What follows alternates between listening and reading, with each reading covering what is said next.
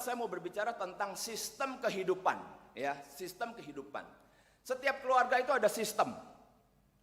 Nah, sistem ini ada yang bagus. Kalau disebut bagus artinya siapapun dimasukin ke dalam akan bertumbuh. Nah, begitu ya. Tapi sistem juga ada yang buruk. Yang buruk artinya siapapun dimasukkan ke dalam, ya itu pasti bisa kolaps. Nah, sistem ini secara makro kita bisa melihat dalam seluruh entitas itu pasti ada sistem. Negara kita juga ada sistem. Ada orang yang baik-baik sekali, ya dia jujur, dia tulus, dia berintegritas, masuk ke dalam sistem pemerintahan. Ternyata sistem ini adalah sistem yang korup, ya. Setelah 6 bulan, tadinya baik, tadinya berintegritas hidupnya, ya. Tetapi sistem ini ternyata dilihat kiri, dilihat kanan, kebiasaan-kebiasaan pelan-pelan terseret. Dan karena kurang ahli, tidak seperti teman-temannya, ketangkep korupsi. Jadi ada sistem. Nah, keluarga kita itu juga di dalam nuclear family. Nuclear family artinya itu adalah ikatan keluarga yang paling kecil. Itu ada sistem. Nah, siapa yang membangun sistem ini? Nah, firman Tuhan menyatakan seorang laki-laki meninggalkan ayah dan ibunya dan bersatu dengan istrinya. Dan kemudian keduanya menjadi satu daging. Keduanya itu telanjang tetapi tidak merasa malu. Nah, sistem itu dimulai dari sepasang suami dan istri. Ya, kalau mau berani menikah harus berani meninggalkan akan orang tua dan kemudian membangun sistemnya itu sendiri. Nah, di dalam sistem ini suami istri itu menentukan apa? Ya, kesenangan mereka apa? Mereka bisa lakukan. Kebiasaan-kebiasaan apa yang mereka mau bangun berdua? Mereka bisa lakukan. Perencanaan-perencanaan apa tentang masa depan? Mereka juga bisa berdua diskusikan, sepakati, putuskan dan jalankan. Ya, nah jadi sistem itu ditentukan oleh sepasang suami dan istri. Nah, dengan berjalannya waktu, maka kemudian sistem ini ketambahan, ya, ketambahan akan anggota. Nah, anggotanya ya kita jelas itu adalah anak-anak, ya, anak 1, anak 2, anak 3, ya. Saya sudah menikah 22 tahun dan puji Tuhan punya 3 anak, ya, sampai hari ini. Yang pertama sudah kuliah, yang paling kecil mau masuk SMA. Nah, jadi anak-anak ini akan cenderung, akan secara automatically, secara alamiah, dia mengikuti saja akan sistem yang dibangun oleh papa mamanya. Nah, papa mamanya ini membangun sistem seperti apa? Nah, untuk mengerti lebih jelas tentang sistem, sistem itu mengandung pola-pola tertentu, ya, di dalam apa? Kebiasaan, di dalam habits kebiasaan dalam setiap keluarga. Nah, jadi ada kebiasaan-kebiasaan yang dibangun. Tadi saya sudah sebut tentang jam berapa biasanya itu bangun. Nah, kalau biasa bangun pagi, ya itu bagus. Tapi kalau satu rumah semua bangunnya siang gitu ya, jam 10 baru keluar kamar, ngucuk-ngucuk ya mata ya. Boleh lah itu zaman pandemi ya saudara, ini sudah masuk endemi ya. Rasanya tidak bisa mempertahankan sistem seperti itu. Karena itu namanya ada kemalasan di sana. Bangun jam 10 memang tidur jam berapa? Sekali-sekali is okay, tapi tidak pernah boleh menjadi suatu sistem yang permanen. Permanen artinya apa? Kebiasaannya ya begitu. Ya. Nah, jadi sistem itu ada pola, ya pola itu kalau di pabrik baju, satu pola bisa hasilkan 1000 baju yang sama. Ya ukuran S, modelnya, ukurannya, potongannya S ya segitu. Yang M ya segitu. Yang L ya segitu. Jadi sama. Jadi sistem ada pola tertentu di mana setiap pola itu mengandung kebiasaan-kebiasaan. Nah, sekali lagi, ada sistem menghadirkan kebiasaan yang baik. Ada sistem keluarga menghasilkan kebiasaan yang buruk. Ya. Dan hidup ini ada God's natural law. Itu artinya hukum alam Allah yang Tuhan tanamkan di dalam kehidupan. Kita harus mengikuti hukum alam Allah tersebut. Tidak bisa orang Kristen hidup semaunya. Artinya ada apa yang disebut sebagai hukum kewajaran hidup. Ya, hidup itu harus wajar.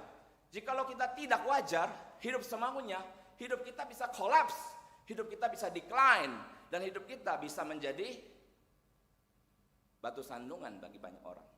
Nah, di dalam kebiasaan, ya, kebiasaan-kebiasaan ini ada sebab dan ada akibat. Nah, di dalam firman Tuhan itu kalau kita baca dari kitab Amsal, ya, ada istilah pemalas. Nah, tidurlah sebentar lagi, berbaringlah sebentar lagi. Itu ya, dikatakan itu pemalas. Maka kemiskinan akan datang menyerbu engkau seperti prajurit. Nah, itu ya. Jadi dalam kebiasaan-kebiasaan itu ada sebab dan ada akibat. Kita harus pahami hal ini. Kita harus menghindarkan dari berbagai penyebab kebiasaan-kebiasaan yang buruk yang mengakibatkan nanti outcome, result itu menghantam keluarga kita dan hasilnya itu adalah keburukan. Kita harus peka atas pimpinan Tuhan untuk hal ini. Nah, di sisi lain dalam Mazmur 1 misalnya dikatakan, orang yang merenungkan firman Tuhan setiap hari, sepanjang hari, siang dan malam, maka dikatakan hidupnya itu ada akibat. Ya, ada akibat. Akibatnya adalah dia akan berhasil. Sepanjang musim dia akan berhasil. Nah, saudara di sini mulai memahami, ya, bahwa ada kebiasaan. Coba kita self reflection. Kita melihat diri kita sekarang, melihat keluarga kita. Self reflection artinya kita keluar sejenak dari diri, melihat ke dalam. Coba kita bertanya kepada Tuhan. Tuhan, seperti apa ya keluargaku hari ini? Apakah sistem di dalam rumah tanggaku ini adalah sistem yang membangun diriku selama ini? Bertanya ke diri dulu. Apakah sistem kebiasaan dalam rumah tanggaku telah membangun istriku selama ini? Dan apakah sistem, ada pola, ada kebiasaan-kebiasaan dalam rumah tanggaku telah membangun akan anak-anakku? Artinya, aku bisa melihat anak-anakku dekat kepada Tuhan. Aku bisa melihat anak-anakku itu bertumbuh dalam talentanya. Aku bisa mengerti di dalam sistem yang kubangun bersama istriku. Maka aku bisa melihat ada kebahagiaan, ada sukacita, ada pertumbuhan, ada pelipat gandaan. Nah, ini sistem yang baik. Dulu waktu saya baru menikah, ya, saya kemudian dipanggil oleh dosen saya. Saya menikah di tengah studi teologi. Nah, kemudian saya dipanggil dosen saya. Dia bertanya, Kuifa, di mana rumah kamu itu ada family altar tidak? Ah, dia tanya seperti itu. Nah, lalu saya berkata, sekali-sekali ada sih Pak, kayaknya begitu ya. Sekali-sekali ada sih ya. Lalu dia menegaskan, Kuifa, sebelum anakmu lahir, kamu harus family altar. Tekun setiap hari. Wah, ini perintah dari dosen teologi ya. Saat itu saya mahasiswa teologi untuk jurusan MDiv. Saya menikah 18 Mei 2000, saat itu saya naik semester 3 ya. Lalu saya pasti sebagai murid ya, oke Pak, kira-kira praktisnya bagaimana ya Pak itu? Ya, tiap malam kamu bisa diranjang bersama istrimu, Liana, ya baca firman Tuhan. Bisa baca bergantian. Lalu kalau ada sesuatu yang rasanya mau di-sharingkan, ya sharingkan. Lalu tutup di dalam doa ya. Itu pesan dari dosen ya, dari guru besar saya di STTRII, Sekolah Tinggi Teologi Reform Injili Indonesia. Nah, kemudian saya mencoba. Nah, ingat, dulu waktu saya masih kecil, saya dari keluarga Buddha. Jadi tidak ada itu membaca Alkitab, tidak ada. Ya. Berdoa ada sih, Pai Pai Hio ya. Nah, jadi sistemnya beda. Nah, tetapi sekarang ada satu sistem kebiasaan yang mau dimasukkan. Tetapi yang dosen saya telah nyatakan adalah itu adanya ketertiban. Yaitu bukan kalau lagi mau aja gitu ya. Bukan kalau lagi sempat aja. Atau kalau lagi luang aja. Tetapi tiap malam. Waduh, ini ada ketertiban tiap malam nih. Ya udah deh. Saya kemudian ya malam demi malam mengupayakan ya. Mengupayakan supaya sistem ini jalan. Ini namanya sebuah kebiasaan yang ada sebab dan ada akibat. Saya percaya sekali itu. Saat anak-anak Tuhan itu mencari Tuhan, Tuhan itu berkenan ditemui. Dan dia menyatakan favor of the Lord, perkenanan Allah bagi setiap kita yang mencari Dia. Akhirnya sepanjang malam kami mengerti di tengah kelemahan, di dalam tidak disiplin, ya bisa ada, bisa tidak. Tetapi yang bagus dari sebuah sistem itu adalah begitu dia mulai berputar, begitu dia mulai berputar, mulai terjadi, maka itu sifatnya mengikat. Sifatnya itu menjadi struktur bangunan yang pelan-pelan menjadi kokoh. Itu bisa kami sadari saat kami tidak lakukan, tetapi karena sudah ada kebiasaan, maka seperti ada calling, ada panggilan.